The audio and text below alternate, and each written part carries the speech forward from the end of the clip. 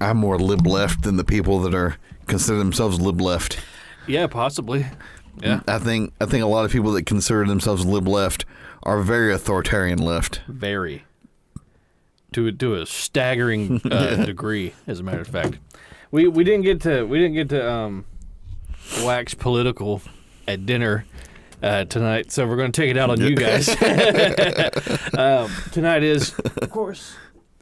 Well, by the time you guys hear it, it won't be anymore. But as of right now, tonight is Thanksgiving Day. So happy Thanksgiving to you all. Yes, happy Thanksgiving, everyone. I hope that you ate plenty of turkey and cranberry sauce and all that good stuff. I know I did. For those of you that don't celebrate Thanksgiving, I hope that you enjoyed your spread of diverse cultural food. Like maize. Maize and naan bread, I guess. I don't know, whatever you guys were doing. And you're talking about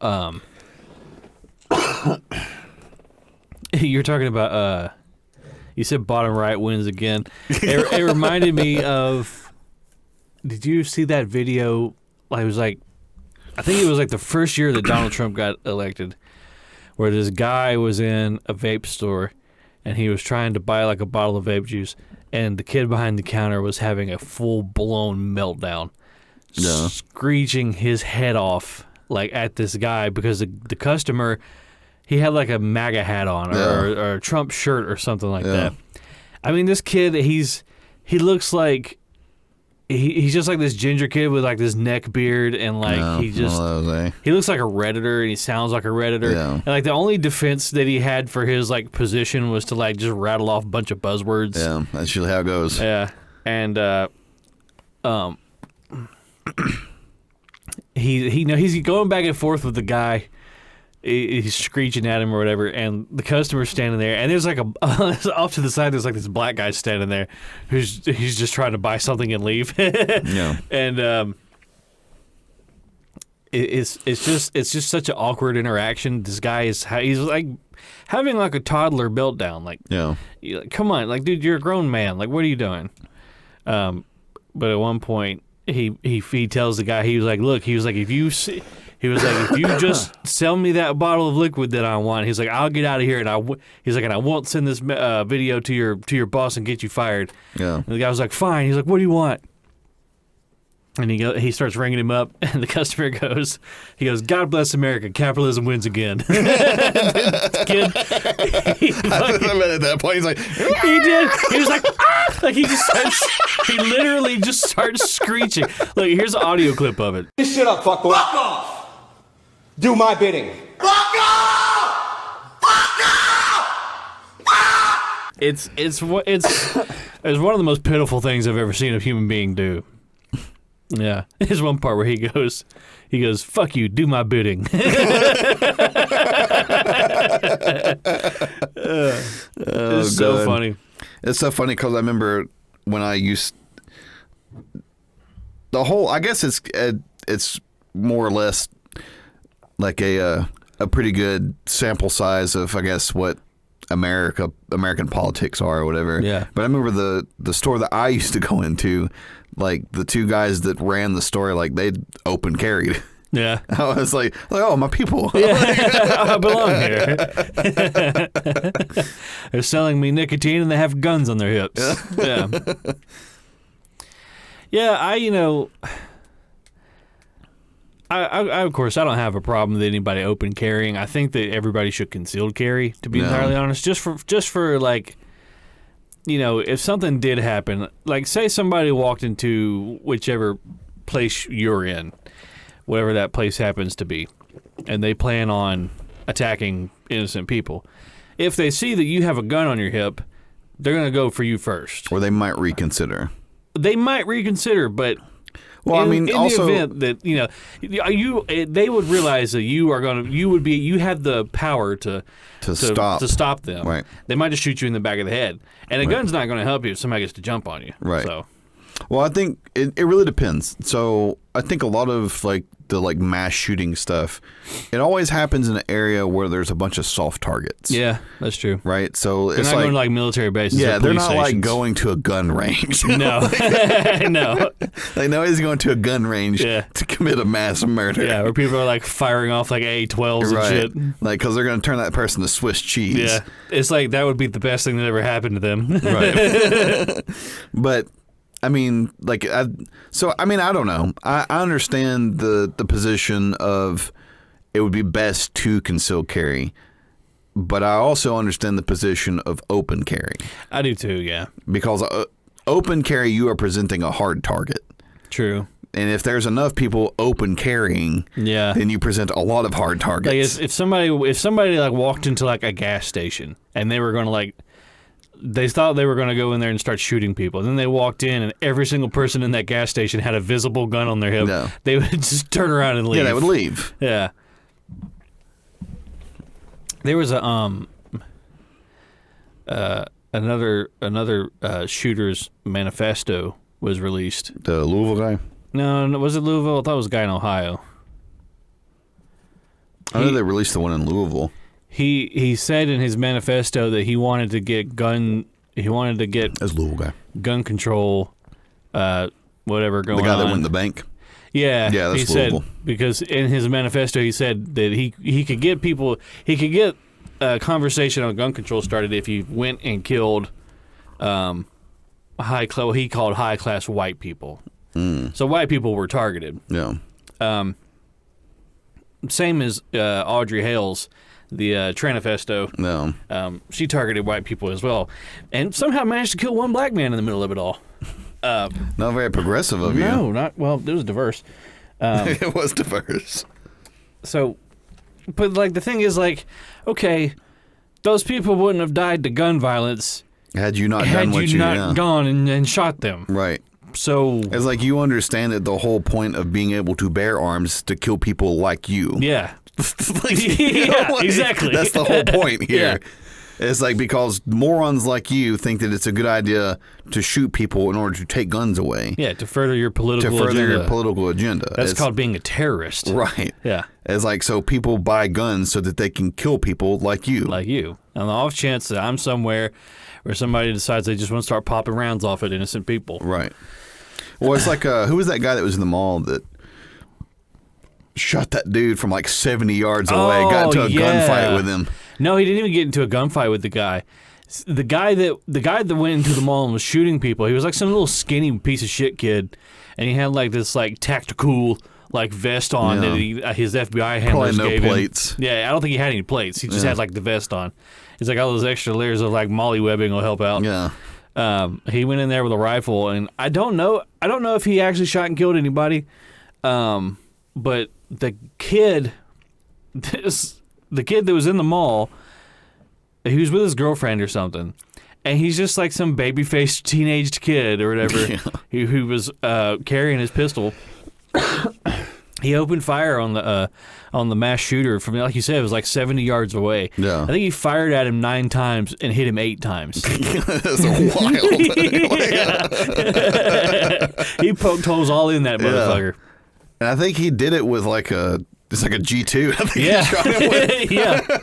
that's like a $90 pistol. What if he killed him with a fucking high point? Oh God, could you imagine if he'd have killed him with a 911 Oh. or with a 1911? Yeah. Like all the FUDs would have been like, I told you, see? Yeah, 2 world wars.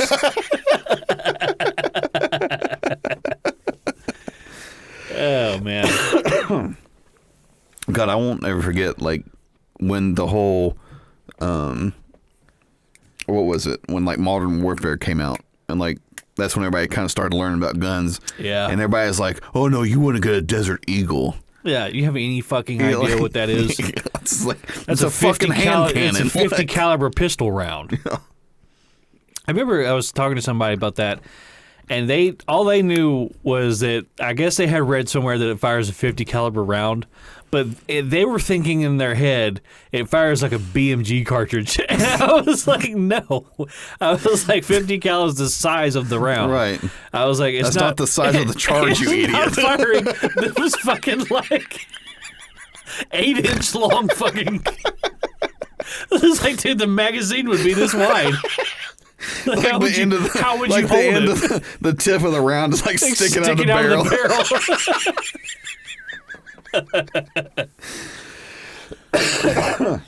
What was the other one?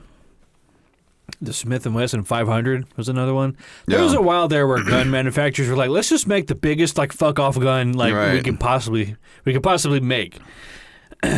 There's a bunch of videos too of the of people getting those Smith & Wesson 500s and like dicking around with them. No. Like if there's any gun you don't want to go dick around with, it's that. Yeah, it's that one. There's one where a guy, he's shooting it and he had the hammer cocked back on it, so he was going to shoot single action, and he fired and it went back like this, and he fired again, and it was like right next to his head when it fired off. Yeah. Oh boy. And if it hit like this, could you imagine what would happen to somebody if they shot themselves point blank in the face with that fucking gun? I'm surprised. I mean, even still, like the air displacement, right by the side of your head. Yeah. Like, was he wearing ear or all pro? The gas coming out of the fucking cylinder? Yeah, was he wearing ear pro? I don't remember if he was or not. If he wasn't wearing ear pro, like, rest in peace to his ears. Yeah, well, he didn't hear that second shot after the first one because it was just fucking ringing. You ever had like a round go, or like have you ever fired a gun like without any ear pro on, or something loud happens? No. Like really loud happens, and your ears immediately just go beep like that. There's a tone you'll never hear again. Yeah, and it's funny to me because I always think about that in movies when like people are like running around firing guns and rifles at each other, and then they just turn and have like a normal conversation with each other. They're so like, what? Yeah, they're like, I can't hear you. Yeah. I remember when I was on the two ships that I was on, the shop that we stood watch on while we were underway was directly below the starboard side sea whiz mount. Yeah. And so like when they would go out and had to do like weapons qual and stuff, they'd float a big thing out there and they'd fire at it with sea whiz rounds. Yeah. I bet that was fun. Well, no, when the sea whiz goes off, like everybody has to go inside. Yeah. So I remember they were like, oh, weapons are going hot. Like they came over like the 1MC, let everybody know, hey, we're getting ready to start weapons qual. And I was like, I had my ear pro on me, but I was doing something else. And I wasn't paying attention. Yeah. And all of a sudden, it's fucking loud. Yeah. Because it's the fucking phalanx gun. It shoots like 2,000 rounds a second. Yeah, something insane. And it shakes the whole fucking ship, how hard it's firing. So I remember, it went off, and I'm, fumbling. Trying to get your ear pro on. Trying to get my ear pro on. And then, it's like shaking your ribs. Yeah, for, 15 seconds, or, for 15 minutes after that, I was like, I can't hear anything any of you were saying. Yeah. It's going to take a minute for my hearing to come back. Right. All the cilia inside my ear has broken away. What was the biggest gun y'all had on your ship? The biggest one was the forward and aft 5-inch. So it's a 5-inch round that goes in. It's just a cannon. Yeah. So there's one up front, one in the back. And then the largest that we had that was for crew-served weapons were the 50 cal mounts. Yeah. So up front and in the back, we had the single barrel 50 cal mounts. And then on the sides of the ship, so you had the starboard side and the port side, and about midship, I think is where it was. Yeah. Then they had the double barrel 50 cal mounts. Yeah. And good luck fucking hitting anything with that goddamn thing. Well, yeah. You point it in the direction of whatever the thing is and try to hit it. Just try your best. Yeah, try your best. Did you was there any kind of anti-personnel on the top of on the deck of the ship, or was it all anti-armor, I mean, you could use the Sea Whiz for that. Yeah. I guess you could, couldn't you? There's a little dinghy coming up. Yeah. But most of the time it was that was all crew served weapons. We had on the on the flight? It was below the flight deck. So back there below the flight deck, because I was on a cruiser, so the flight deck was here, and then you went down a level. Yeah. and then you went down another level. I think is that how that was? I can't quite remember, but either way, there was like directly below that they called them 25 mics. Yeah, and those were controlled from the bridge. So we also used those as anti-craft. So like if there was like a dinghy coming up or whatever, you can point it at them. Can you imagine being like the guy on the dinghy, like if you're a dinghy and you're coming after like a United States naval ship. Number one, what the fuck are you doing? Right. But like you probably have like a little shitty AK-47 and you got like your little grappling hook or whatever. Right. And you're coming up on this fucking ship and you see that sea whiz point down. What do you do, man? Yeah. You're gonna turn into just mist. Like pink mist. Just a pink mist. Did you ever see that video of that Russian warship firing on the pirate ship with their sea whiz? The pirate ship was like, I don't know, 400, 500 yards out. Close enough for them to be like, okay, well, now we can shoot you. Yeah, because you have to be like 1 nautical mile before like you can actually put rounds on target. You can't just like be on the horizon and like launching shit at some boat. But yeah, they were shooting at it with the sea whiz and just tore it to shreds. Oh, I bet. Like immediately. Well, I know that they don't use them anymore, but they used to use they use tungsten rounds now. Yeah. And the tungsten rounds, they're like that long. So probably, what is that, maybe 3.5 inch, maybe? If that's 3 inches, then I need to have a very serious conversation with myself. It's probably more like maybe 4 inches long, 4.5. So, but that's how big the rounds are, and they're that big around. Yeah. They're massive rounds. There's a lot of them. Yeah, and it's tungsten rounds. Yeah. Right, so they're heavy. Right. Like, these are very heavy rounds. They used to use depleted uranium rounds. Yeah. And so that's also, but I mean, that's kind of very frowned upon. Like, well, it's just wasted uranium. Yeah. What else are we going to do with it? We just fire at some boat full of emaciated pirates. But I remember when we got ready to go over, when I went on my deployment, we had guys, that had gone on multiple deployments over to the Persian Gulf, and they were talking about how once you get into the Gulf, like you come through where the Red Sea's at, so you go through the Suez, which separates, I think there's both those sides are Egypt. So Egypt controls both sides of the Suez. I thought Saudi Arabia was on the other side. They are, but Egypt controls that area. I think maybe, or it might be Saudi Arabia. I can't quite remember. I don't remember that particular location because we only went through there twice. Right.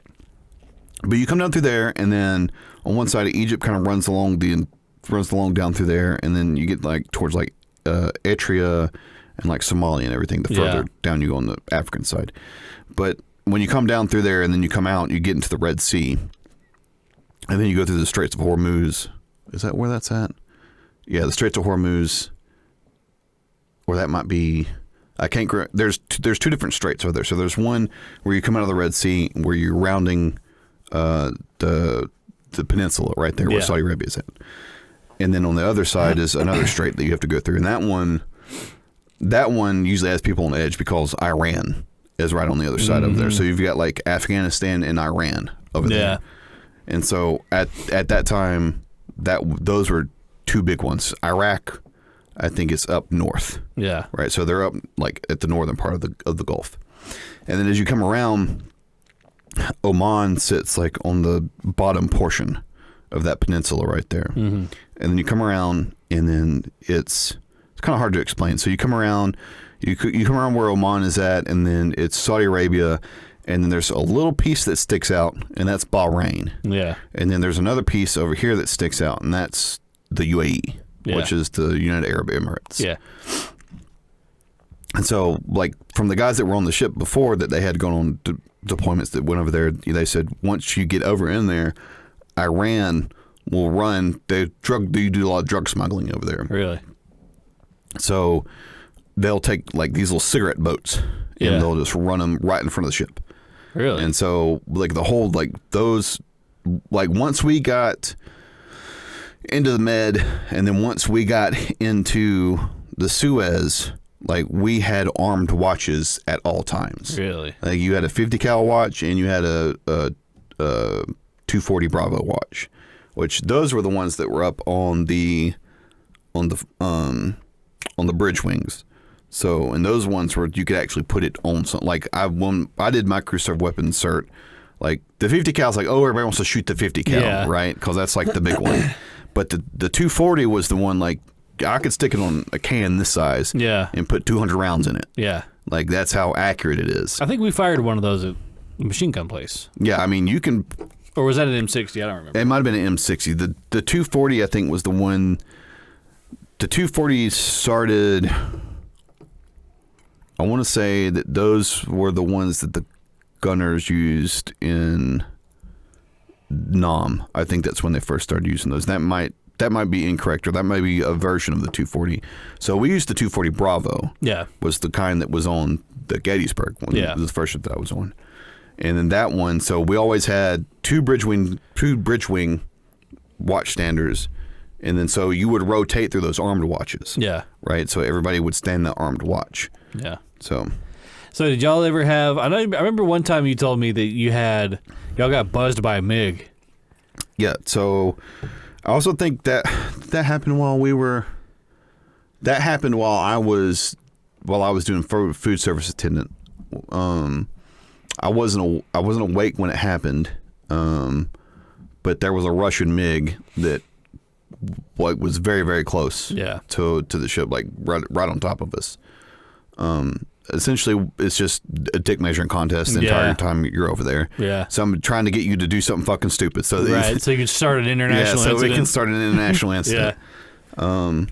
It's always some type of bullshit going on over there. Yeah. And it's honestly, it's fucking amazing to me that Oman, Bahrain, and the UAE, like, that they're able to do the amount of exporting that they do, along with the amount of like tourism that goes on over there. Yeah. Especially with the UAE. UAE's got, they like Dubai. So like Abu Dhabi, which is further inland, Abu Dhabi serves as the capital of the UAE. That's where like all of the legislation and all that stuff gets put forward and everything. Right. The UAE consists of 7 different emirates. And these were tribal leaders that I think it was like prior to like 1969. They have like their own history separate from Saudi Arabia, right? Which is actually closer to like where like Mecca and like all of that is, because like that's where most of like their history takes place, like Saudi Arabia. Like it's different from the Gulf side, right? Yeah.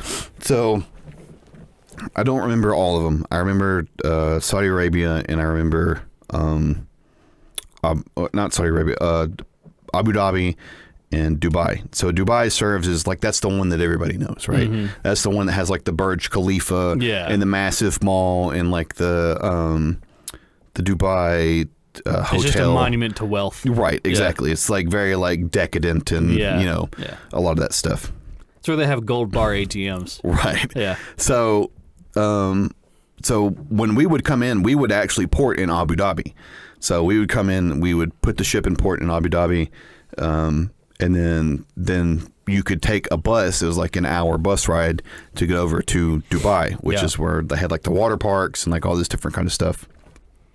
Then we'd go over and like eat dinner at like the mall, because they had like a Texas Roadhouse. Yeah. Right. Wow. This is wild. Yeah. Like, where am I? What is this? So we'd go over there and we'd do that, and then they had like the gold souk over there, and there was like, they would sell, they're selling like these massive like gold necklaces and like Tag Heuer like $20,000 watches and everything. Right. And then you see like, there's guys and gals like dressed in like the traditional like Islamic like garb, where it's like the white I don't remember what it's called for the guys, like the white robe kind of white robe looking thing with like the red and white like headdress that they would wear. And of course then you have like some women that were walking around over there, and they had like full, like they have like the hijab on and like all of the, I don't know what their stuff is. Completely covered, right? And then you have like others over there that they're in jeans and a t-shirt And it's like it's a wild just difference. A mix. It's just a wild difference. It's a mix of like all these different, like some people are like more traditionalist Islamic, some people are like more traditional, like they're more like westernized or whatever. The interesting thing is that with the UAE is that only 2% of that country's population is native. The other 98% are expats. Really? Yes. And so all of the wealth in that country actually resides with the citizens. It doesn't reside with the expats. The expats come in, they take their passports from them, and then essentially you have a slum boss that holds their passports, and they live in like these compounds, like these labor compounds. Yeah. And they'll just do the jobs that nobody fucking wants to do. Right, like janitorial like stuff. janitorial shit. And everybody else is living in the lap of luxury. Right, or like a lot of the women that come over end up becoming like sex slaves. Yeah. Like that's most time that's what ends up happening with them. Yeah. Like for a while there was a real big tourist destination for women, like single women travelers. Like it was, they were pushing that real hard on like social media, trying to get beautiful women to go to Dubai by themselves. Yeah, and a lot of them did. Yeah, a lot of them will talk about what happened when they went over there. Yeah, because a lot of what happens when they go over there is they give them tens of thousands of dollars, and it's like this is hearsay. Yeah, that allegedly is like there's like 15 men. Yeah. And like they just kind of have their way with these women. It's like this Requiem for a Dream kind of thing. Yeah. And then S to S. Yeah. So then I've also heard that apparently, now this is alleged, that they will also bring the camels in. Oh God. Yeah. Oh Jesus. Yeah. Oh my God. So not Joe. So I mean that's too much. That's too much for only $10,000.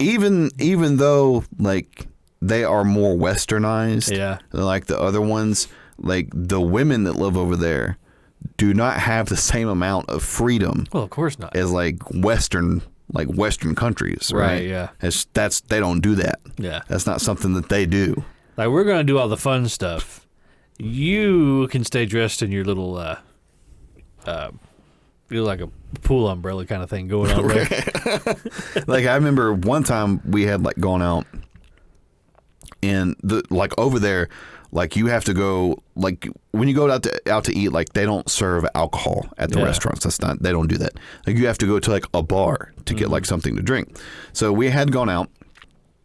We went to Texas Roadhouse and got a steak and sit out. It was actually kind of cool because you sit out by the fountain, you look up at the Burj Khalifa, and we're eating a steak from Texas Roadhouse. Yeah. It's delicious. Yeah. Like probably the best Texas Roadhouse steak I've ever had in my life. Yeah. And then like we left there and we're like, well, let's see if we can go find a bar so we can grab a couple drinks before we go back to the ship. And so like we go to the bar, and what I didn't realize is that most of them are like attached to hotels. So we had to go to, I think it was like a Four Seasons or something like that. And they had like a rooftop bar, and there's like hundreds of fucking people up there. Yeah. It's impossible to get a fucking drink. And so like we ended up getting like, I got like a Jameson and ginger ale or something like that. I was like, this is the only thing I'm probably going to get to drink tonight because there's thousands of fucking people up here. Yeah. And so this was like right on the beach, like where they had like the big like world thing or whatever, and there's like the big palm tree thing and everything. So I was like, let's go down to where the beach is at, because I was like, we can just go hang out down there. Yeah. And smoke cigarettes and drink my one drink, right? So like we ended up going down there, and there was like 8 or 9 of us. There was like a big group of us that went. And so we go down, we're hanging out, and there's these 2 ladies that like come up, and they're like chatting up some of the guys or whatever, and they're like, y'all come party with us. And some of the guys are like, yeah. I was like, hey, I was like, no, not here. Yeah, I was like, listen. Yeah. I was like, one of 2 things. If you ever want to see your family again. I was like, one of 2 things. Yeah. I was like, either those are hookers. Yeah. It's like, or they're going to lead you to your death. Yeah. Like, there is no in between here. I was like, you need to leave them alone. Yeah. Like, we all know what we look like, right? Right. Women do not approach us to hang out with them. Right. Well, I mean, it's obvious, like, when you go over there, like, who's in the military. Yeah. Like, we all have the same fucking haircut. We all wear the same shit. Like, it's pretty obvious. It's like a bunch of like white fucking guys hanging out, getting drunk, acting like assholes in the Middle East, smoking cigarettes. It's like, who do you... Oh, you stand out. Yeah, exactly. Yeah. It's like, it's obvious when you go into a foreign port, like who is local and who's not local. Right. Yeah. It's like when you see people that come over to the States, like you can tell. Yeah. Like who is and who is not. Just by like the small things. Yeah. Right.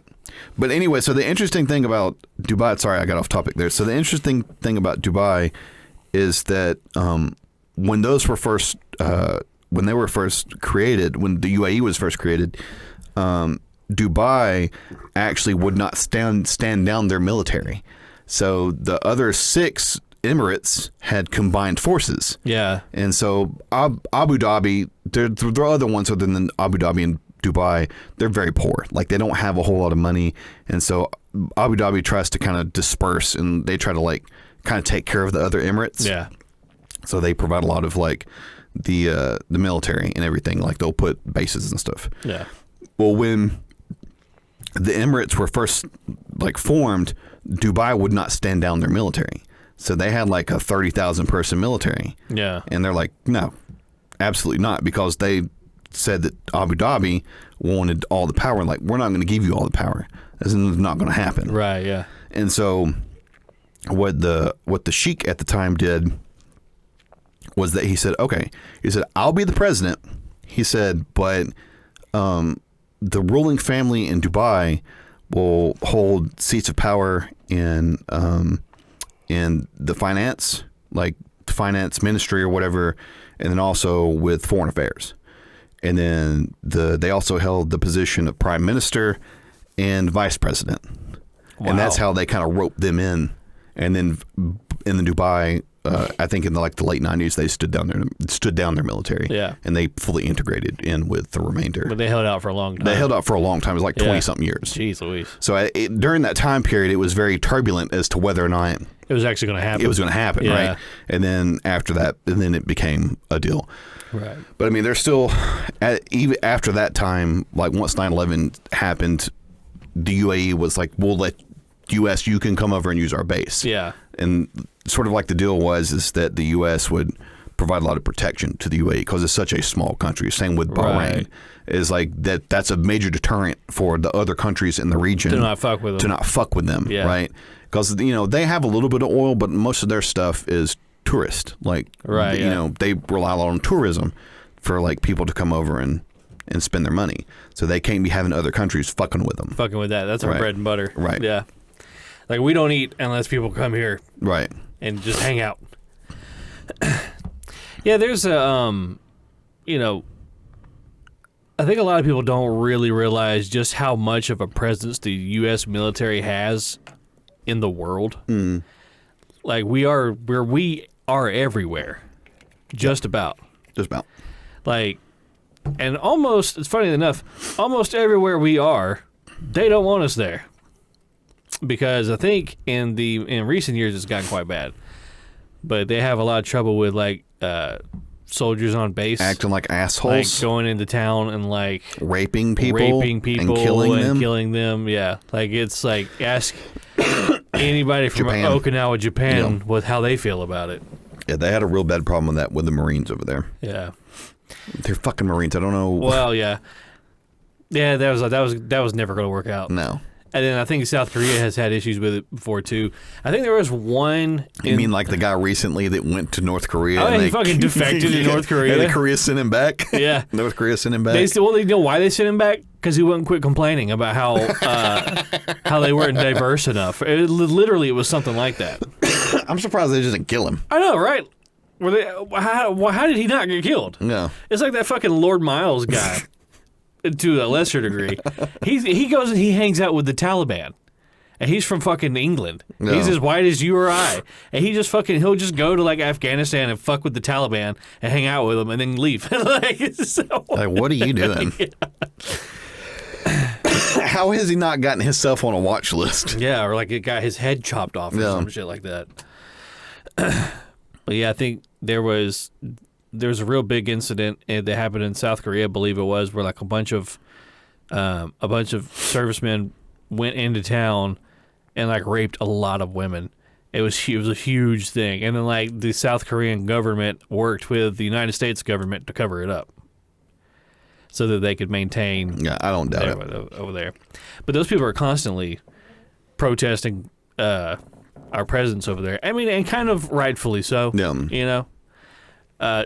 We're in Germany as well. The Germans, I forget which town it is, but the Germans are not happy about it either. Yeah. Well, They can't just I fucking- really don't feel bad for them. Well, yeah. We've seen what makes you cheer. Yes, we have. It was not so long ago. But yeah, it's people. It's kind of amazing to me, especially too, like after having traveled a little bit. I didn't travel as much as some people did in the military. I only did just the one deployment. But people in the States really don't understand kind of world history. Yeah. Like they're very, like they just see like the U.S. They kind of had this very skewed, like, high-level idea of what U.S. history is. Right. Like, yeah, I kind of remember there was something about a kite and a lightning bolt, and that's about all I got. Yeah. Yeah. And that's about it. Do you see where they polled all those college kids about what they knew about the Holocaust? Mm-mm. And, like, none of them even, some of them thought it wasn't even real. How? It was a massive subject that we covered when I was in school. Yeah. And there was a lot of kids who didn't know that 9/11 was real. They thought it was a meme. Jesus Christ. These are people going into higher education with, like, you know, such a skewed worldview that they don't even know. They don't even know, like, the big stuff. No. I don't understand. It's like I said, it's, you know, I understand that, like, the military isn't for everybody, and I'm very much against, like, conscription. I don't think that everybody should have to serve in the military. I believe in a voluntary force. However, it's very beneficial to, like, especially for me, having gone to these other countries. Yeah. And been like... Just kind of learned about it a little bit. Yeah, it's like there's billions of people that I will never meet that will live a full life. Yeah. And it will be completely different. Right, yeah. From the life that I live and the people that I... It won't even closely resemble anything not at all. lived. Yeah. France doesn't have AC. That's not something that they do. Yeah. It's fucking... They had a table full of meat sitting out in the sun with flies buzzing all around it. Miserable. Yeah, and I was like, this is a first world country? Like, oh, it's stinky meat. Oh. Like, wow, you people are fucking freaks. Yeah. I was like, what a bunch of savages.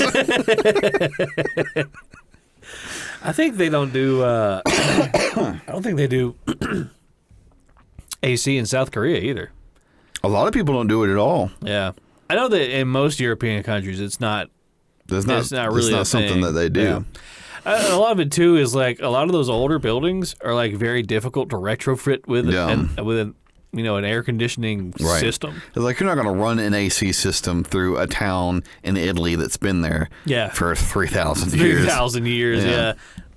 Those people that live there are fine without it. They have like evolved physically to not need it. Like they don't sweat.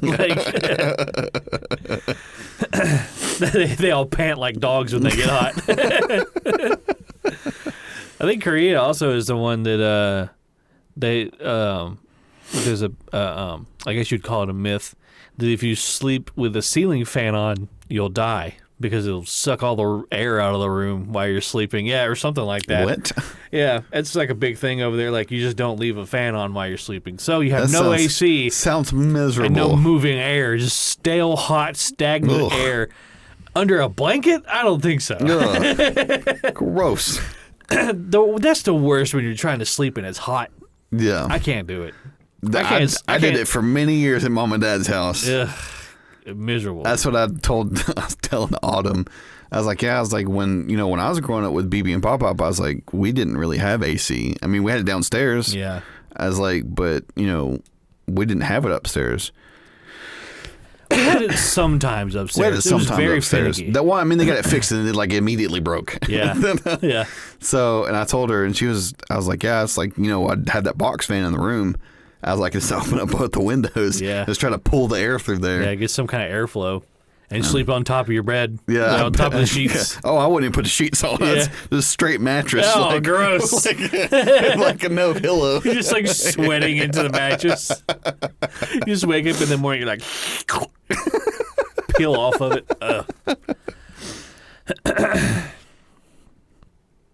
Yeah, I definitely don't miss that. Yeah, I remember it would get so fucking hot up there. It would get like, I think one time. Unbearable sometimes. Yeah, I think at one time I went up there and I looked at the thermostat reading and it was like 105. Yeah. And I was like, this is unbelievable. Yeah. And it's so interesting too because like when you'd walk down the stairs, you could feel it get like. First, like your feet would get colder. Yeah. It was very odd. It reminds me of when we went to Mammoth Cave. Mm-hmm. Remember when you walk down those steps to go towards the mouth of the cave? No. Like, I remember we did it like in the middle of spring, so it was very hot. It was like 80 or 90 degrees that day. And then we just walked like down like a flight of steps, and in the front of the mouth of the cave, it was like 50 degrees. Right. Just because it was cold air. Yeah. Yeah. Sand Cave is part of that same. Sand cave? Yeah, the one that we were talking about. Where that guy died? Yeah. Really? And Where they he- started fucking with his body? Couldn't let the Where poor they- dude fucking Those rest. two guys took that body and threw it off the cliff. It's stuck in a bush. Oh, God. Why would you do that? Poor guy. This is a fucking leg missing. Some animal gnawed it off. What a fucking way to go. Have you ever heard of body farms? Mm-mm. Body farms, I was talking to somebody about this the other day. It's people who own a lot of property, usually like property they can't really do anything with, like if they have like a swampy area or whatever. No. The government will pay them to come and clear out some of that land so that they can lay corpses out in the elements and observe what happens to them. Really? Yeah.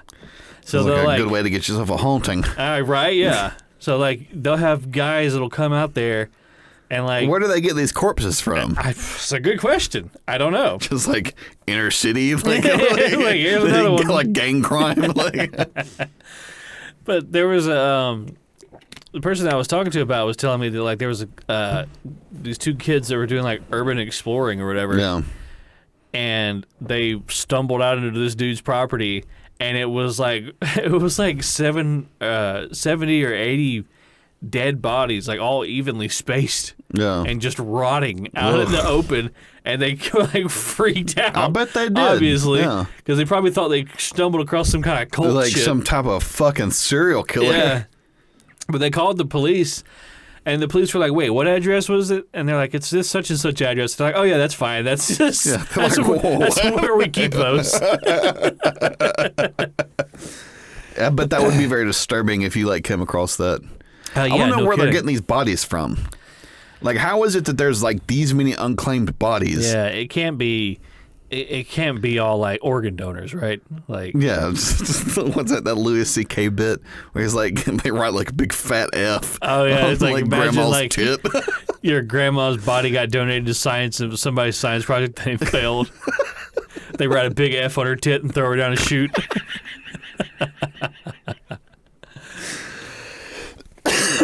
There was one headline that I read a while back where somebody's grandmother her body was donated to science, but it accidentally went to the army instead, and they strapped it to a chair and blew it up with a rocket.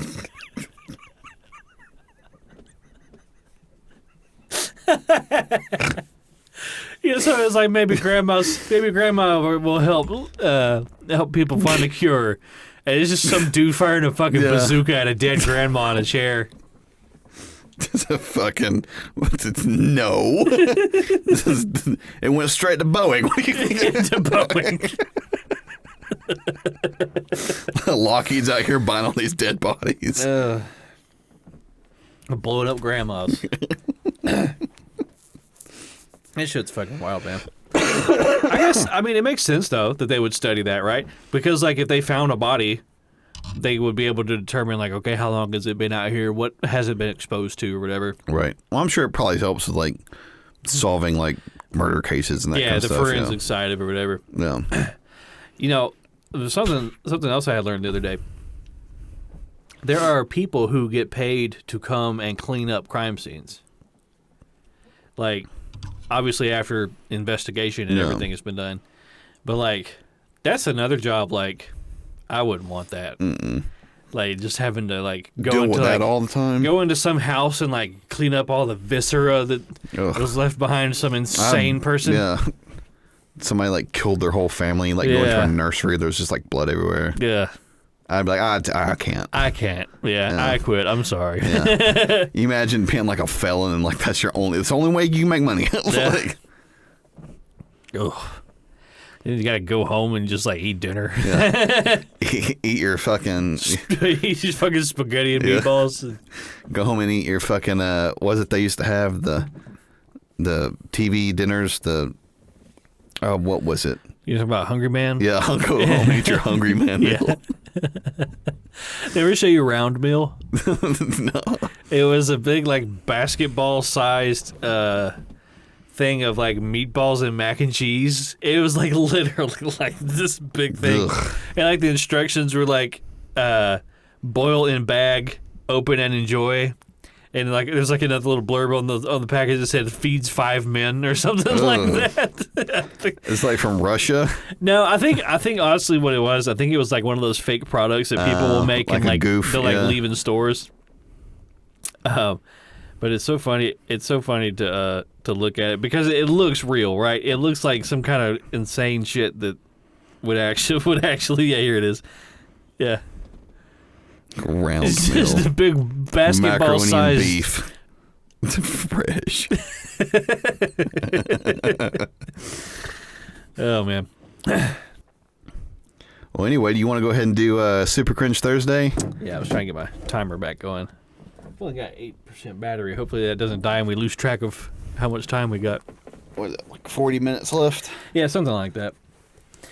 But yeah, I'll talk about our Super Cringe Thursday. So I'm trying to think like by the time this airs, you guys will have seen it. But I literally posted it about 3 hours ago. But our Super Cringe Thursday pick for this week is I don't even really know like what to call it. Like I don't know what side of the internet it comes from or what. But it's like this dude who looks like a college-age dude, maybe sitting in his dorm, and he's talking about a child that they nicknamed him Baby Grunk. You know, I guess after Gronkowski, you know, and he's talking about he goes like, what's he say? He goes, Baby Gronk rizzed up Livy at LSU. Will he go on to be the new drip king? And he's just like saying all this fucking all this like slang that he's about 20 years too old to be saying. Right. And he's just like he just has this fucking stare into the camera. this fucking 1,000-yard stare. It's so bizarre. It's so bizarre. Somebody said this is an AI generated person. That's what it looks like. Yeah. That's actually what it looks like. And he doesn't blink. Yeah. The first time I watched it... It's very monotone. It is very monotone, way he delivers it. It might be a fucking AI-generated person. It very well could be. It might not be real at all. Yeah. But yeah, the first time I watched it, like, I got to the end of it, I was like, I don't think I saw that guy blink at all. Yeah. And I watched it again. Sure enough, he doesn't blink. Yeah. He's just deadpanned right into the camera, just saying it's one of the weirdest things. Yeah. He's like, and Baby Gronk gets 400 yards a game. Yeah. He rizzed up Livy at LSU. What does that mean? Beep, boop, bye, beep. There's another one where it's a video of Livy. I don't know who Livy is. Who are these people? I don't know. I have no idea. I have completely lost. What is going on? I'm not in touch with it anymore. I'm so focused on like not dying, you know. But there's this other video where Livy, she, as far as I know, is just some blonde girl, meets Baby Gronk, and it's like this little sketch that they're recording together. And she walks up and she goes, "Hey, aren't you Baby Gronk?" And the camera pans over to Baby Gronk, and he goes, "Yeah, I'm Baby Gronk." Hey, are you that kid from the internet? Yeah, I'm Baby One. I'm Liv. Nice to meet you. like he's got fucking traumatic brain injury or some shit at like 7 years old or however old he is. I don't know. Like I said, I'm so out of touch with all that. I don't know what the fuck's I going on. don't know what anybody's talking about anymore. I don't know who anyone is. I feel like I'm senile. I don't know what's going on, and I'm scared. I'm confused and scared.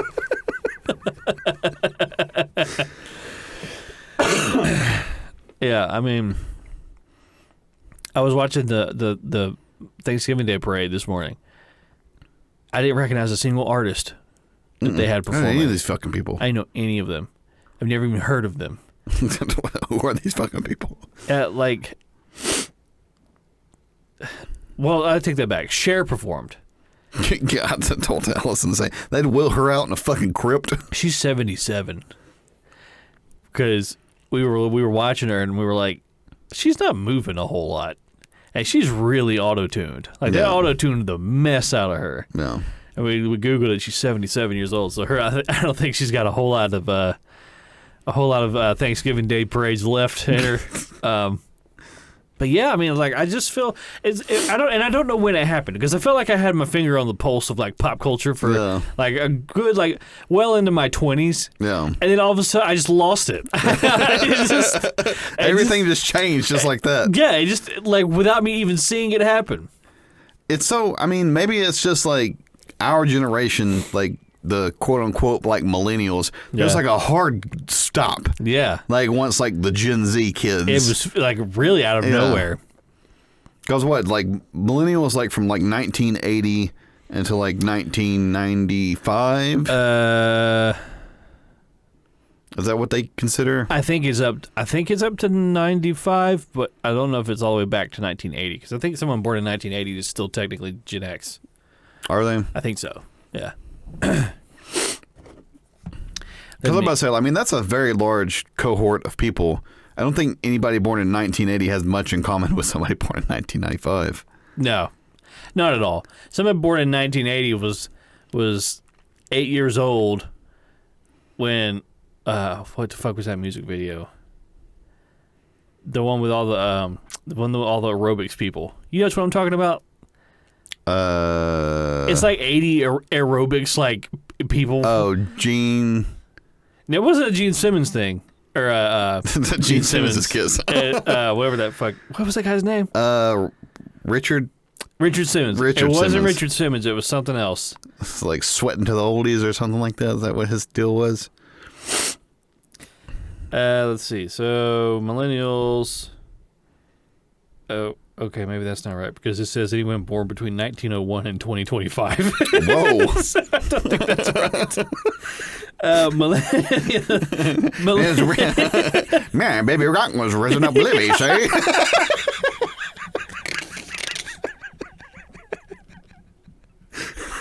Oh, Winston Churchill.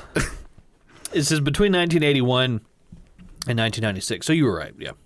Still, that's a long fucking time. That is a big difference. Well, I mean, fuck, Gen X, that's 1964 to 1981 then. That's a large fucking gap for them too. I'm pretty certain that baby boomers stopped at 64. So somebody born in 1981 and somebody born in 1991, there's a 10-year difference. That 10-year-old person had a way different upbringing than the person born in the 90s. Different. Way different. Yeah. So it like seems I was born odd in that- '89. Yeah. I have nothing in common with somebody born in '81. Yeah. Like Or 79. Yeah. Yeah. Like that year that Star Wars came out. like we have like wildly different childhoods. I grew up with like Pokemon and Yeah. Surge. All right. Surge. They grew up with like Crystal Pepsi and Yeah. and fucking windbreakers. All right. I miss when commercials had jingles. Commercials don't do jingles anymore. No, they don't. I don't think companies used to have jingles too, right? Like McDonald's. Well, Yeah, I guess people- McDonald's still technically has one. There were people that made a living off of like oh writing yeah, jingles. for sure, yeah. Like the Mentos one. Yeah. Like Mentos freshness. freshness tastes better, whatever it is. Yeah. There was like a whole period where like if you had a product, you advertised it with a jingle. That was just what you did. Right. And now it's like there's nothing fun about it anymore. No. It's just like you get This soulless. get an interracial gay couple on there and then like tell white men that they're bad and then go buy our razor. Yeah. You know? Well, it's sort of like the 80s. Like I remember like mom and dad had that like where they had recorded, it was like Garfield, Halloween, Yeah. and then like the Great Pumpkin, Charlie Brown. Yeah. And I actually enjoyed the commercials in those. Yeah. Like, cause it's a look back in time. It really is. Yeah. So I remember, you remember the one there was like the McDonald's commercial, and they had like Was it the like fry. Halloween themed toys or Yeah, it was something like the fry. that? Well, I don't know if it was Halloween. There was one like that, Yeah. but there was another one where it was like a music number that they did, and it was With like the Fry Guys. With the Fry Guys. Yeah. Yeah. When's the last time you seen the Fry Yeah, Guys? it was like something, man, the Fry Guys too. Dancing. Yeah, because they were like puppets or something. Yeah. Like they were green screened on top of everything else. And then there was like that commercial, and then there was like another commercial. There's 3 commercials I remember from that. There's that one, and I remember like another one where it was like Teddy Ruxpin, and they were giving it out at like Shoney's or like Wendy's or something. Oh. Do you know what I'm talking about? Was that the one where you put like the cassette tape in his butt? Yeah. Yeah. And he would like read a story or whatever, and it Yes. had like a little flashlight. Yeah. Yeah, yeah. There was that. So there was that one, and the last one I remember it was a made-for-TV movie, Yeah. and it was Beauty and the Beast. Really? Yes, and I don't remember like the whole thing. I just remember like this very like grainy Yeah. like music that came on, and The one that has like the part where it goes.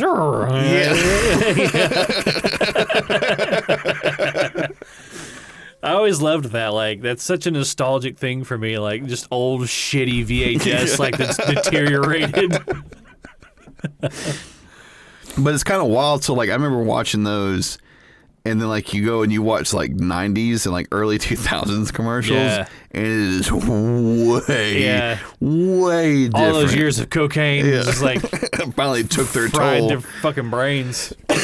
where everything was like extreme. Yeah. This is like it's like, no, mom, shut up. Yeah, you don't understand. I have to drink the liquid sugar. And I had to eat the sugar pops for breakfast. And God, they just pushed sugar on us so Yeah. hard, didn't they? You know, It's like, here, listen to this Limp Bizkit song and eat Yeah. your sugar pops. yeah. You'll be fine. Your generation will be fine. Eat all this sugar. Eat all this sugar and go to school. We were not okay. You imagine being some teachers, like some fucking Like, 40, this is what you got to do. like some 45-year-old teacher, and you're like your first class of the day at like Yeah. 8 a.m. is like 20, like 10-year-olds just fucking because they just had sugar for breakfast. Somebody that was born in like 1952. Oh my God. It was like, I remember when Fidel Castro was going to nuke us all. Like I'm still like traumatized Yeah. from that, and these kids are in here flipping out at 8 a.m. Yeah. Like, I remember when Led Zeppelin released their first record. I remember, me personally, I remember when teachers weren't hot. Yep. Remember that? I do remember that. Now they keep hiring all these hot teachers, and they keep fucking the students, and they just don't know what's going on. You got to hire uglier teachers. You What are you gotta doing? hire ugly teachers. You gotta have Mrs. Doubtfire in there. Right. That's how the kids are going to learn. Right. Because if you stick some like hot 25-year-old teacher in there with a bunch of 18-year-old kids, someone's gonna get fucked. You can't stop You it. can't do. What are you doing? There's who is it? Shane Gillis has like a really. It might be on his podcast where he was talking about like hot teachers. Yeah. He's like, we didn't have hot teachers when I was growing up. He's like, we had like one old geezer slut that had giant boobs.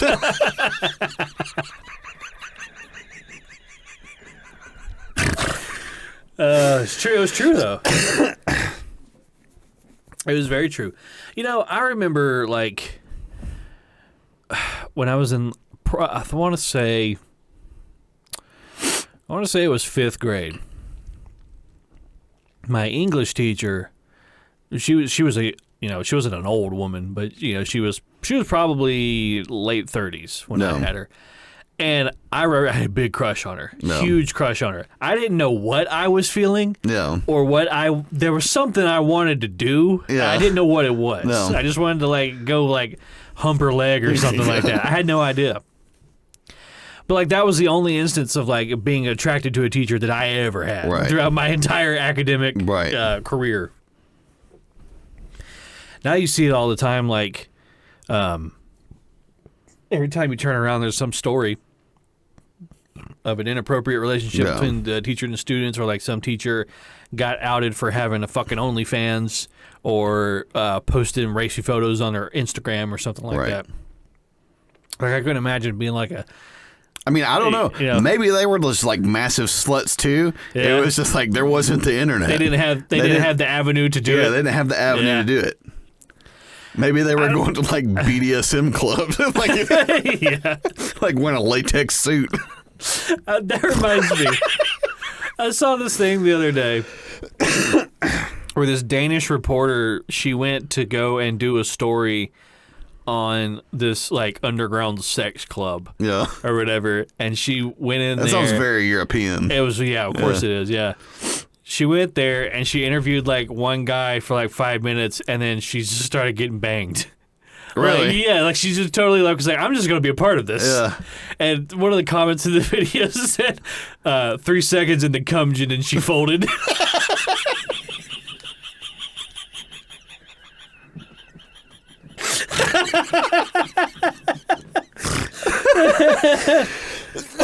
The word cumgen killed me. The fucking cumgen. Why the fuck is it that all the teachers now have this feel this need to be the hot teacher?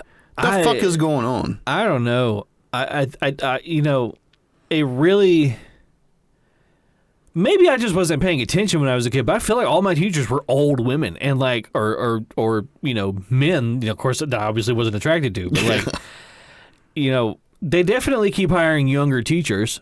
Right. Maybe it's just the turnover. It's got to be the turnover. Right. Well, I mean, it would make sense considering that the baby boomer generation was a much larger generation than Gen X. Yeah. So Gen X didn't have quite as many people as the baby boomers did. So the baby boomers then had us, who are the millennials, and we're a larger generation than the Gen Z generation, which was had by the Gen Xers. Yeah. So maybe it was just you had all these people that were baby boomers that were in their late 30s, early 40s when we were in elementary school, coming up through there, where it's they were just progressively getting older. So you didn't have as many people that were younger teaching. Right, yeah. That makes sense. Just a theory, but yeah.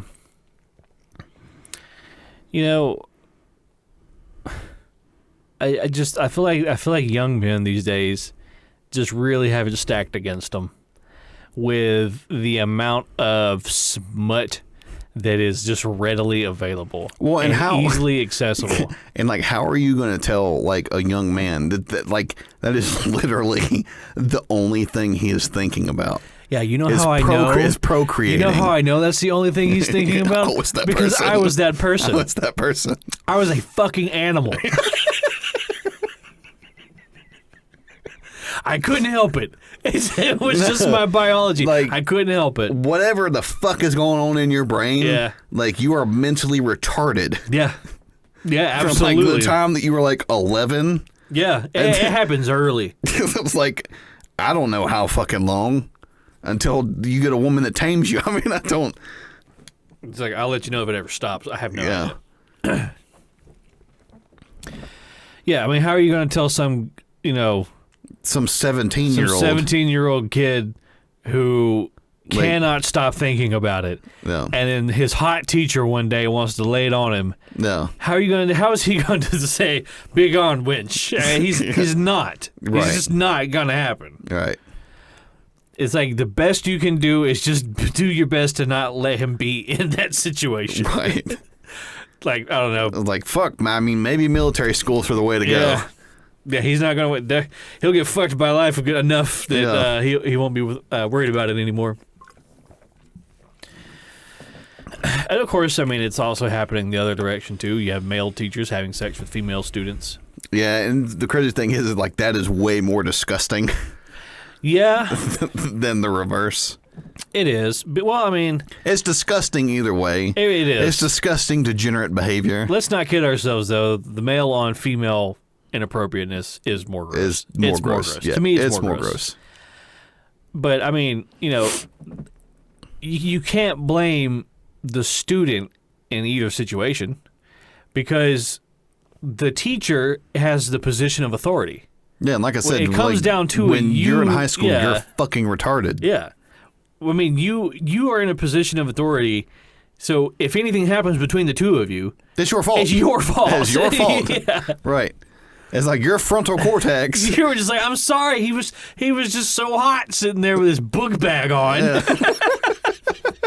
I couldn't help myself. What are you going to do when you get home today? I'm going to have an Uncrustable and make myself a bologna sandwich in my parents' house. Yeah. She's like, oh, it's so hot. Yeah. I'm going to drive my late model Honda Civic that hasn't had the oil changed in 2.5 years. It backfires every time I accelerate. Doesn't that turn you on? I don't know. Oh, by the way, I have an F in this class. Yeah, for real. Because you have your tits out all the time. He's just set up to fail. Then I go home. Everybody in my personal life has got nude photos of themselves online. What am I supposed to do? Like I said, I've said it before. I'm so very glad that I'm not, in school like in high school. Like I'm not in this age group. Yeah. Because right now, I feel so bad for these young guys because, like I said, like the fuck are you supposed to do? You stand no chance. You stand no fucking chance. It's just being thrown at you all the fucking time. And then, think about, it's like not only that, but it's like a lot of these kids, I'm sure, like they spend a lot of their time online. It's like they're not actually like interacting with anybody. Yeah. So they have like this skewed version of like whatever like a fucking relationship is supposed to be probably.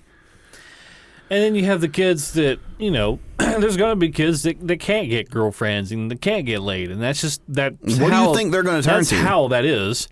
I mean, and it's in their face even more than it would have been. Right. That, there's this thing that they can't obtain. And, obviously that's going to, probably fucking radicalize them. Right.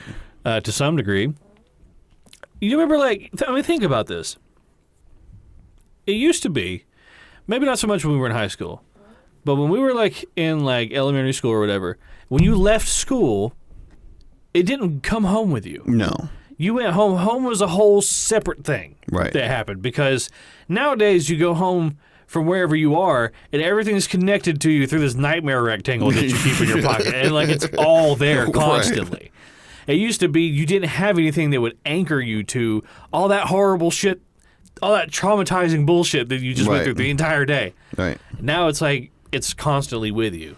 Well, I mean, it's like kids don't have that reprieve now. Well, it's like my daughter, she's in fucking kindergarten. And it's like, and she comes home and she's got all this homework shit that she's got to do. She's in fucking kindergarten. I don't remember having homework in kindergarten. No. What the fuck are we doing? It's like, can you not let him be a kid? Like, she's been on this earth for 5 fucking years. Yeah, and she's already got work. And she's already got work she has to bring home. Yeah.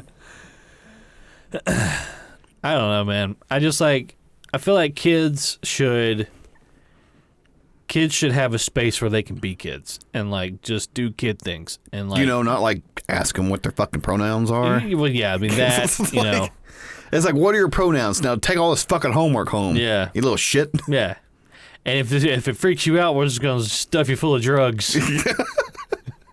Put all these pills in your mouth. You're gonna fucking conform.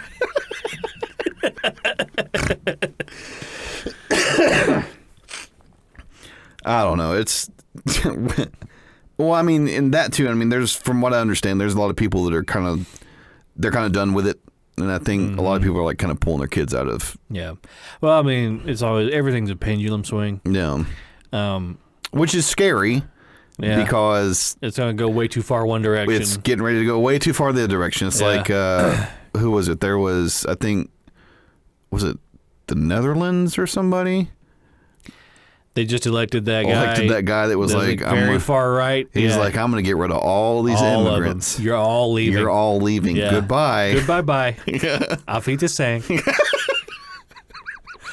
There was he was elected. There was another,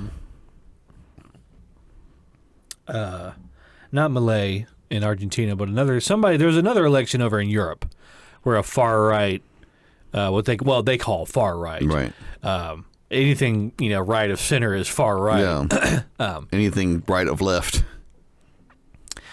Maybe it wasn't an election. Maybe it was just a far right party gained a lot of traction in the polls. I think it was in Germany. Yeah. A lot of European nations are becoming very anti-immigrant. Right. Well, I know that who was it? Italy elected that lady. Yeah, Meloni, I think it was. Yeah. But she has kind of really let down her constituents, with how Italy has been handling their migrant problem. No. Meaning that they haven't. Right. They just let them come by boatload and. Right. That small island off of Sicily, it's called like Lampedusa or whatever, had a population of like 6,000, and then in one day 11,000 migrants showed up. We used to call that an invasion. Right. Yeah. It's just not sustainable. No. And I think people have had it with it. Right. It happened today, as a matter of fact. In Ireland, there was an Algerian migrant who went into a school and stabbed 3 children and 2 adults, I think, and like one of the little girls that he stabbed died. And now a lot of what they call far-right protesters are in Ireland who are rioting and burning down immigrant centers and stuff like that. It's not good. And it's like, this all could have been stopped. It absolutely could have been stopped. It never had to come to this point. This falls at the feet of the government that let this happen. Abso-fucking-lutely. Abso-fucking-lutely. I mean, and then you have people on the left who are like chastising these people for fucking rioting. And I was like, excuse me, I remember the summer of 2020. Yeah. Rioting was like the most beautiful and wonderful thing that a person could do. That's because that's when they were doing it. Exactly. It's different. It's different. Capital D. With a capital D, parentheses. It's so I'm so fucking sick of seeing everybody just be so fucking hypocritical. Like nobody really cares about, this thing. They just don't. They like it when the other people do it. I like it when my thing is the thing. Yeah, I like when that's exactly what it is. I like when my thing is the thing. I don't like it when your thing is the thing. I will say though, I'm extremely excited to see whether or not Malay can pull it off. Yeah. I think he's a fucking wild man. I think he is an insane person. I think he's an insane person. But I love the shit out of the guy. Yeah. I love, he has like a podcast. Yeah. Where he literally just sits, he screams about leftists. I think that what happened is... I think that he, I think a lot of people compare him to Trump. No. Malay is very much a libertarian. Trump was very much not. No. But I think Trump is much more authoritarian. Yeah, for sure. But I think that Malay, he really resonated with people who are just sick of socialism. Right. And people who have suffered at the hands of it. Right. Well, Argentina has. Yeah, and Argentina absolutely has. And he's just a man who wants to see his country do better because he knows that it can do better. Right. Well, it'll be interesting to see because he's actually the first. I think he is very much ANCAP. I think he is too, I think he's very much anarchy capitalism. Yeah. Like that's the direction I think he would like to take it. Well, but also because he's who wants to dollarize. Right. Well, I think I also think that he's hamstrung. He cannot institute all of the Austrian version of economics that he would like to. Yeah. But I think that he's going to get it as close as he can. Yeah, I think so. And I think it'll be interesting to see whether or not. Now, he's going to get a lot of pushback. The current party that's in power right now still holds a lot of seats, I think, in whatever the Congress is. Yeah. So I don't know if he'll be able to get a lot of it pushed through. But one interesting thing that he has done already is that he's talked about their failing national airline. Yeah. He's going to give it to the workers. He's giving it to the unions. Right. Here you go. Fix it. Yeah. So he's going to dump it in their lap. So essentially what's going to happen is he's going to say, if he's like, you've made this a mess. Right, yeah. So now you fix it, or it's going to come down on you. Right, yeah. So it'll be, they're going to have to cut the fat. I mean, yeah. That's what they're going to have to do. Well, I mean, that was like his biggest thing he was running on too, was like just getting rid of all these like fucking like you said, just cut the fat, like getting rid of all these superfluous right. Well, it's institutions. just a drain on the taxpayer. Yeah. Because it's like, for all these additional institutions that you have, they have to be funded by the taxpayer. And it's like, and what are you doing? Right. It's like, are you providing any service to any of these to the country? No, you're not. Are you bettering the country in any way? You're not. Yeah. If you cannot quantify the benefit of your existence, you have to go. Right. That's kind of where I'm at with it.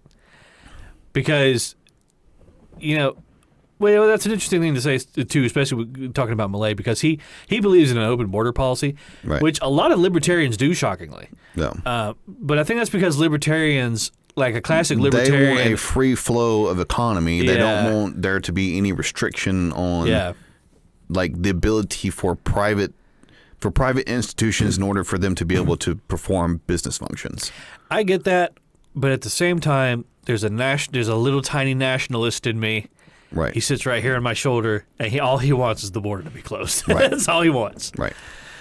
So I don't know. It'll be interesting to see what he does and doesn't do. Right. I think that he's crazy enough to actually attempt to do all the crazy shit he said he was going to do. It'll be interesting to see, because if he institutes a lot of these policies and they work, then everybody else is going to start looking around. Everybody else will say, "Hey, wait a minute. Yeah. Wait a second." Because everybody's poo-pooed the Austrian version of economics for a very, very long time. Everybody's been, fuck Ayn Rand and Milton Friedman and everybody else, along with Thomas Sowell. So it'd be interesting to see if it works out, if they can pull it off. Because if he can pull it off and he proves all the theories right, which I think that he might, then there's going to be some answering that's going to have to be done. My absolute most favorite thing is just watching him yell at people. He said, "Shit lefts, be afraid." Yeah. Or was it "leftist bastards, be afraid," or something like that? Nah, he's a fucking crazy person. He is a crazy person. Make no mistake, this man is insane. But the people love him. Oh yeah, from what I've heard, because I've jumped on Reddit and just on the Argentina. Yeah, they're all about the guy. They seem to really like him. So I enjoyed seeing all the socialists crying in the street. Oh, they were mad. It was very reminiscent of the 2016 election. Yeah. Well, I mean, nobody likes it when their status quo gets changed. Right. Yeah. Well, and I think it's interesting because, like you said, Milei is very much, he's lib-right. He is not authoritarian, right? Yeah. Like Trump is very much authoritarian. Oh, for sure. Right? This he does not give a fuck. He wants shit to be done because he wants it done. You think he wouldn't weaponize the DHS and the FBI if he could? Oh yeah, he absolutely would. He is. As a matter of fact, I'm pretty sure he's come out and said that he's going to. Right. So it's like he's going to attack the people that have been attacking him. Yeah. It's so we're just going to get the same. To be fair, y'all set that precedent. Right. So, well, I mean, it's like I said, it's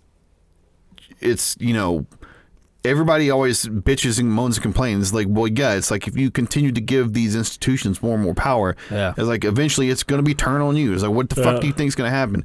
Whereas like with Milei, he's like, I'm going to tear down the state. He's like, I'm taking the power away. Yeah. He's like, I'm going to give it back to the people. Yeah. He said, to the state, shove it up your ass. Yeah. He's so quotable. Yeah. Freedom goes forward. Yeah. I love the guy. I like the one where he was pulling, like, he had, like, all the list of the different institutions that the government have. And he was like, afuera, Afuera. afuera. And there was that one, and it didn't come off. He's like, even if you resist.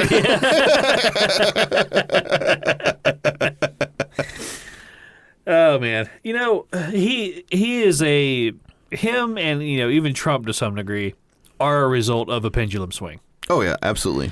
Because, you know, it happens with everything. Every kind of policy, every kind of political power, political party that's in power. You know, if one side has got the power for a very long time, the pendulum always swings back. Right. And for however long they had it, the other side's going to have it for just as long. Well, my concern, especially with the U.S., is that our trust in our election process is so fucking low.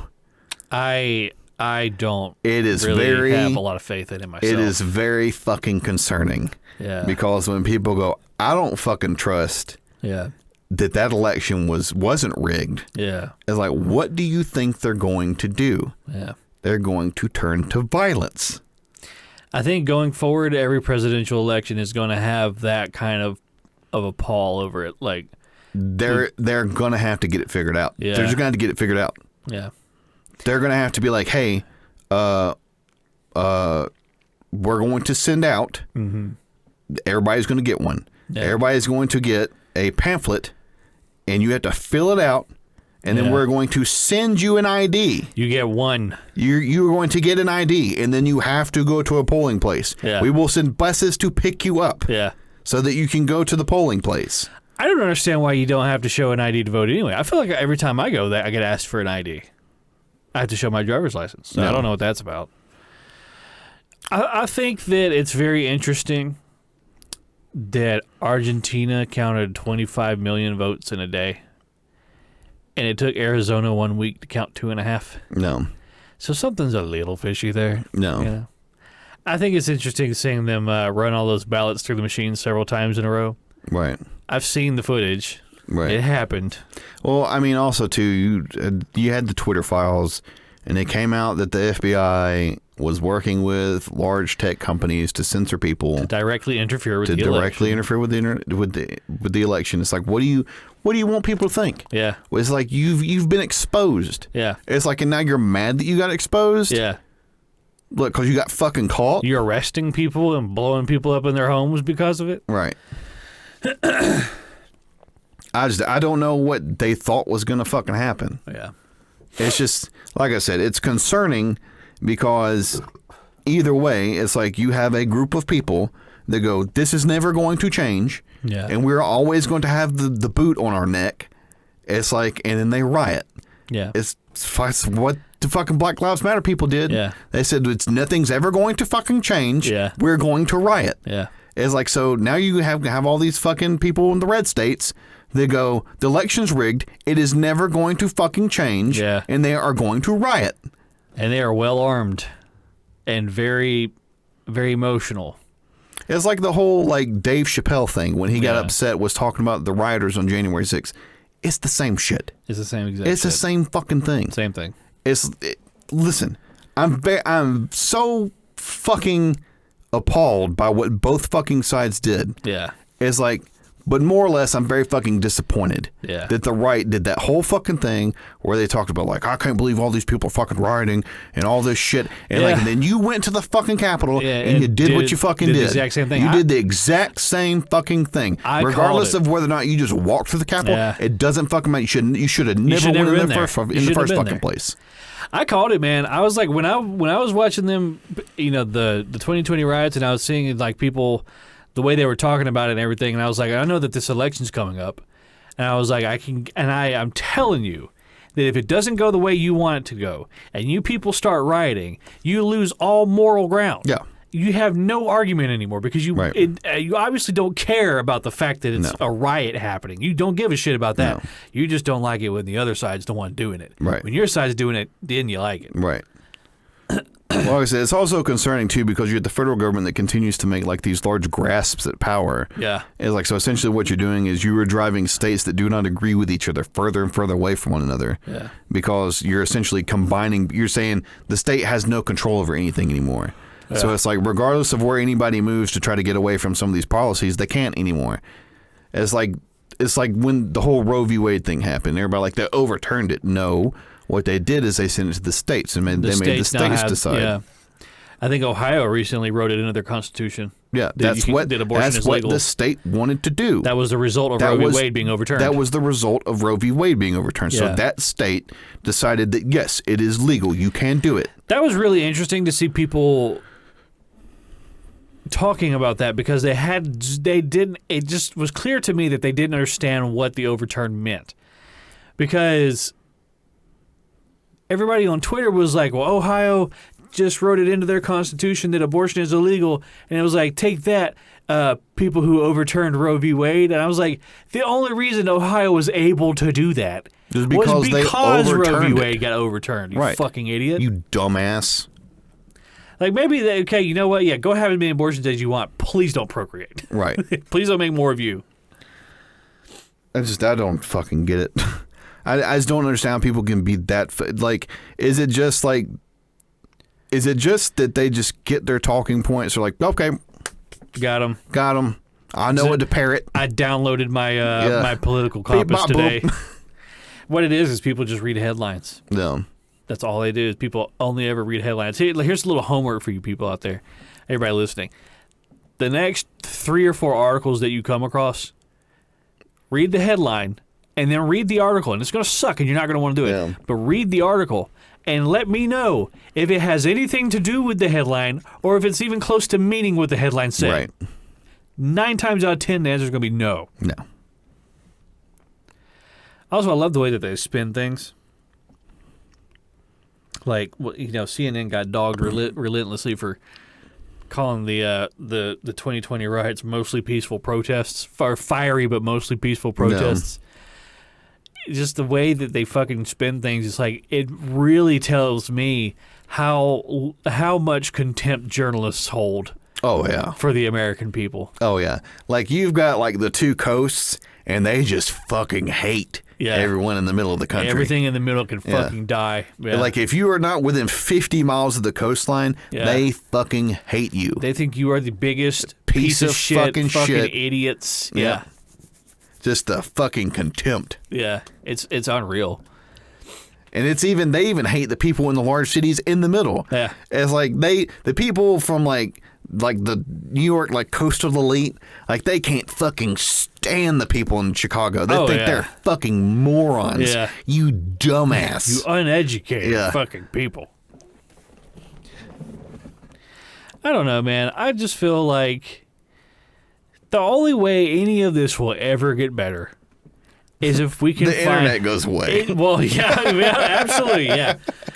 Just if everybody can just fucking get offline for a while and just spend time with your family. Right. And just quit getting radicalized. Right. It's like when you go, it's like you see all this shit online and then like you like go talk to like somebody out in real life. Yeah.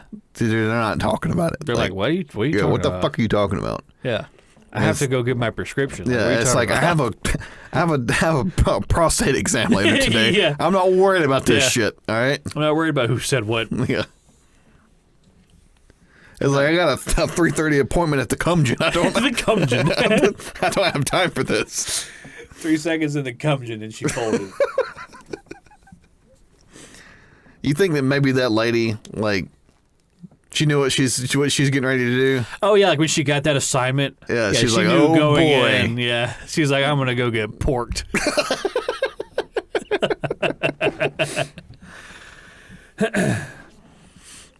Well, I think that's about all we got time for today, everybody. So once again, as always, thank you for listening. Sorry we missed an upload last week. It just we didn't get a chance to record that weekend, but we're gonna try and make that up for you guys. So If you guys have anything that you would like us to talk about, or if we were wrong about anything, or if you're seeking any advice on anything, make sure you reach out to us on the Facebook page, or you can send us an email at thickboypodcast@gmail.com. Do you have anything you'd like to close with? Nope, just the usual. Thank you for the continued support. Really appreciate it. I think, we passed 5,000 downloads? We did. We hit not too long 5,000 ago. downloads. So thank you all for that. We appreciate that. Thank you very much. I cannot believe this podcast has been listened to 5,000 times. I know. Well, I mean, we just got done with year 2, didn't we? Yeah. This month. We'll be going into year 3, yeah. Yeah. So thank you for the continued support. I'm surprised that anybody's still here. Yeah. But anyway, if we're not on your preferred podcast platform, as always, let us know. We'll try to get there. I think we're pretty much everywhere right now, other than on maybe like YouTube or something like that. But we'll roll that out eventually. Yeah. But just thank you so much for the continued support. We appreciate it. Yeah. All right, everybody. That's the podcast. Thank you and goodbye.